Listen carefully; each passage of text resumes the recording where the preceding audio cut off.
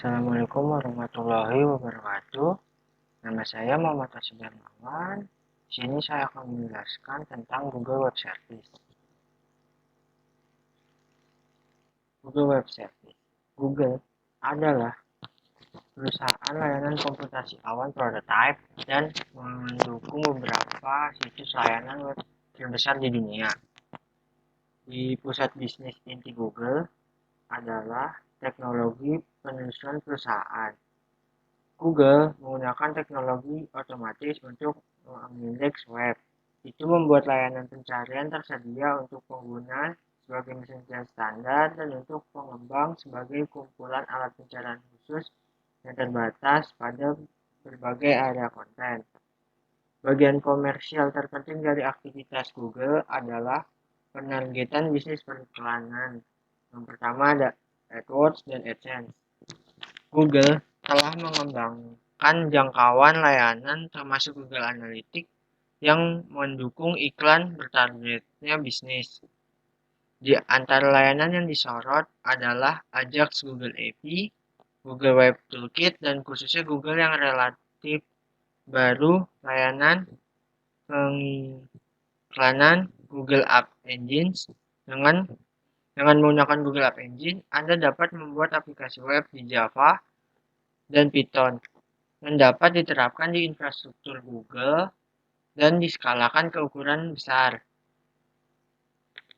Survei portofolio aplikasi Google dapat dikatakan bahwa hampir semua produk dalam portofolio layanan dan aplikasi Google adalah cloud layanan komputasi yang semuanya mengandalkan sistem yang dipentaskan di seluruh dunia pada 1 juta lebih Google Server di hampir 30 pusat data.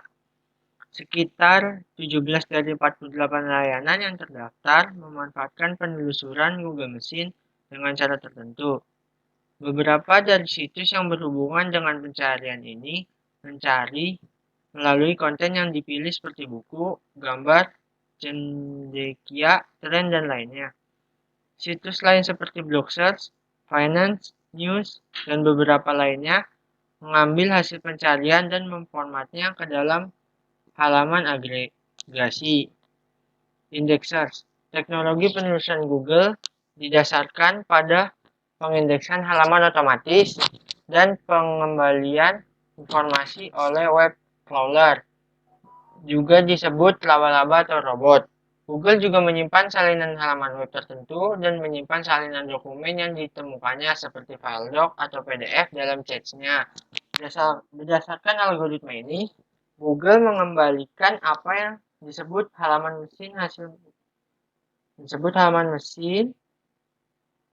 hasil mesin pencari atau SERP untuk query yang diurai untuk kata kuncinya. Google tidak mencari semua situs. Jika situs tidak terdaftar di mesin penelusur atau bukan target link yang menonjol di situs lain, situs tersebut mungkin tetap belum ditemukan. The Dark Web. Konten online yang tidak diindeks oleh mesin penelusur tersebut dalam apa kemudian disebut dengan Deep Web, yaitu konten World Wide Web yang tersembunyi. Ada seluruh jaringan yang tidak dapat ditelusuri, terutama jaringan peer-to-peer, LAN, dan Freenet yang menggunakan jaringan P2P, mendukung koneksi Darknet dan OpenNet. Freenet atau HTTP freenetproject.org telah diunduh oleh jutaan orang. The Dark Web. Deep Web meliputi database yang dihasilkan halaman web atau konten dinamis, halaman tanpa link, halaman dan situs akses pribadi atau terbatas. Informasi yang terkandung dalam sumber yang tersedia melalui kode yang didapat dieksekusi seperti JavaScript. Dokumen dan file yang tidak dalam bentuk yang dapat dicari, yang tidak hanya mencakup file media, tetapi informasi dalam format file non-standar. AdWords. Selanjutnya AdWords adalah layanan iklan bertarget berdasarkan pencocokan pengiklan dan kata kunci mereka untuk pengguna dan profil pencaharian mereka. Layanan ini mengubah Google dari mesin pencari yang kompeten menjadi raksasa industri dan bertanggung jawab atas sebagian besar aliran pendapatan Google. Iklan ditampilkan sebagai teks, spanduk, atau media dan dapat disesuaikan berdasarkan lokasi geografis, frekuensi, alamat IP, dan faktor lainnya. Selanjutnya Google Analytics. Google Analytics adalah alat statistik yang mengukur jumlah dan jenis pengunjung ke situs web dan bagaimana situs web digunakan. Ini ditawarkan sebagai layanan gratis dan telah diadopsi oleh banyak situs web. GA menggabungkan data dan menyajikan informasi dalam bentuk visual. GA juga terhubung ke sistem AdWords, sehingga dapat melacak kinerja iklan tertentu dalam konteks yang berbeda. Selanjutnya ada Google Translate. Google Translate diperkenalkan pada tahun 2007 dan menggantikan sistem Sistran yang digunakan oleh banyak layanan komputer lainnya. Metode penerjemahan menggunakan pendekatan statistik yang dikembangkan pertama kali oleh Frank Joseph Oates pada tahun 2003. Layanan penerjemah telah dikembangkan selama bertahun-tahun. Apa yang membuat upaya Google unik potensial adalah pekerjaan perusahaan dalam transkrip bahasa, yaitu konversi suara untuk mengirim pesan. Selanjutnya ada Google API. API atau aplikasi Programming Interface adalah sebuah interface yang dapat menghubungkan aplikasi satu dengan aplikasi lainnya. Jadi, API berperan sebagai perantara antar berbagai aplikasi berbeda, baik dalam satu platform yang sama atau lintas platform. Sebagian besar layanan Google diekspos oleh API.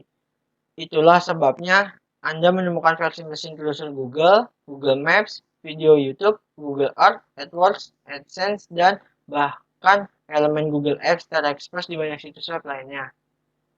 Selanjutnya ada Google App Engine. Google App Engine atau GAE adalah layanan hosting web berbasis Cloud Platform as a Service atau PaaS pada infrastruktur Google. GAE mendukung fitur utama sebagai berikut. Yang pertama, layanan web dinamis berdasarkan standar umum, penskalaan otomatis, dan penyiimbangan beban.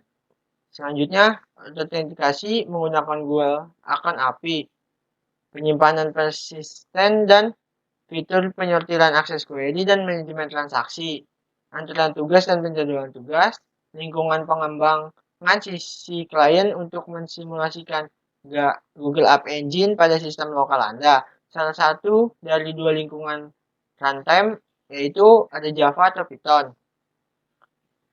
Dari ringkasan yang telah saya buat, Google dibangun di atas mesin pencarian yang sangat dihormati. Perusahaan memonetisasi teknologi pencarian dengan menampilkan iklan target ke pencarian yang dilakukan penggunanya.